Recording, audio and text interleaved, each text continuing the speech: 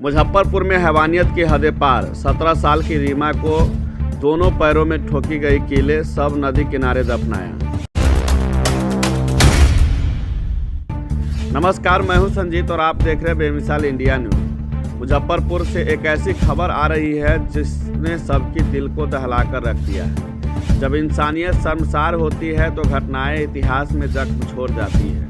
मुजफ्फरपुर के बेनीबाद थाना क्षेत्र से एक ऐसी ही खौफनाक घटना सामने आई है जिसने हर संवेदनशील दिल को झकझोर कर रख दिया है। पिरौछा गांव की 17 वर्षीय मासूम रीमा कुमारी, जो सपनों और उम्मीदों से भरी थी, अब इस दुनिया में नहीं रही। 2 दिन से लापता रही रीमा का शव सियारी नदी किनारे मिट्टी के नीचे 3 फीट गहरा में दफना हुआ मिला।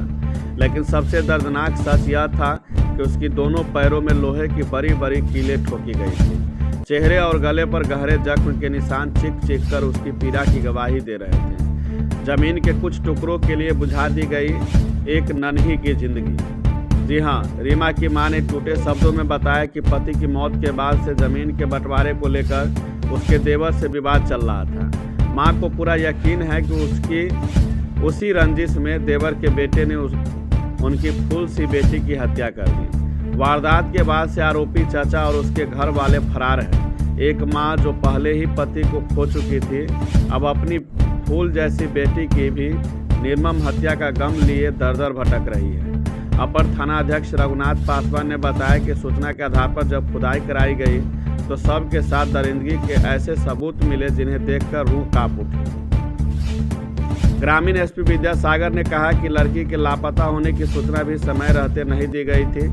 अब एफएसएल की टीम जांच और पोस्टमार्टम रिपोर्ट से सच्चाई और सामने आएगी। एक सवाल हर इंसान के दिल में उठता रहा है, क्या जमीन के कुछ टुकड़े, एक बच्ची की मुस्कान उसकी ज़िंदगी से ज़्यादा कीमती हो सकते हैं? कब खत्म होगी यह हवस, कब जागेगा समाज?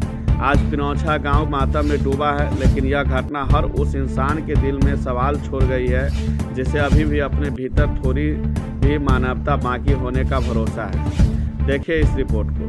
हाँ, ये कल की घटना है और कल एक लड़की के गुम होने की बात हुई थी, लेकिन थाने में कोई आवेदन नहीं था। और कल लड़की की बहन ही आकर थाने में बताई कि मेरी बहन नहीं मिल रही है, और जब हम नदी किनारे गए तो वहाँ पर नई मिट्टी है। तो इस पर थानाध्यक्ष स्वयं गए थे। ये महुआरा गांव के पास बागमती की सहायक नदी है, उसी के किनारे वहाँ से डेड बॉडी को निकाला गया। तो उसमें डेड बॉडी बगल के ही गांव की लड़की का है, नाम नहीं बताना चाहेंगे, लेकिन ये बताना चाहेंगे कि जैसा कि उसकी माँ कह रही है और उसकी बहन कह रही है कि उसके आस पड़ोस के लोग ही उसको कि मारपीट किए हैं, जिससे कि उसकी मृत्यु हुई, ऐसा लग रहा है। फिर भी अनुसंधान कर रहे हैं। एफएसएल की टीम गई है वहाँ। एफएसएल की टीम ने भी अपना रिपोर्ट दिया है और हम लोग अनुसंधान के बाद ही अच्छे ढंग से बता पाएंगे कि आखिर कारण क्या था जिससे कि उसके डेड बॉडी को बिना बताए ही नदी के किनारे मिट्टी में दफना दिया गया था। शरीर पर जख्म के भी निशान हैं? शरीर पर जख्म का निशान है, मुंह पर जख्म का निशान है, गला फूला हुआ था।